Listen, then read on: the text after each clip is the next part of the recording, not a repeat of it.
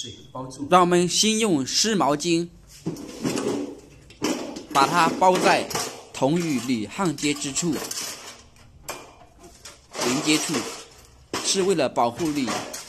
铜铝的时候我们焊接的时候不会它们裂开了。我曾经就焊过，我焊着焊着那边就掉开来了。所以一定要注意，这是细节方面。我曾经就吃过这样的亏的。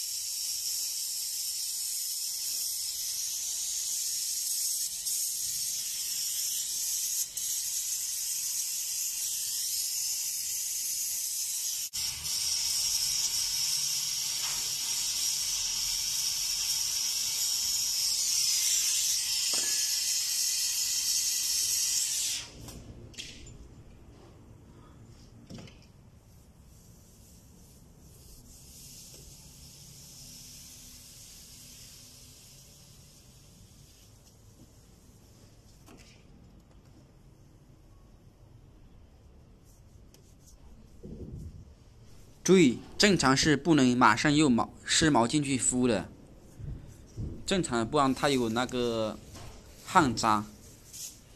但是我是怕它铝的，等下会融化掉，所以跟它迅速降温。它尤其是铝管。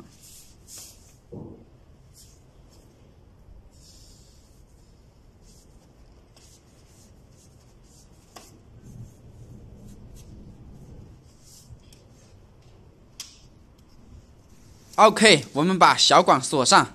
小管是不用焊接了，是溜的了，直接可以锁上去。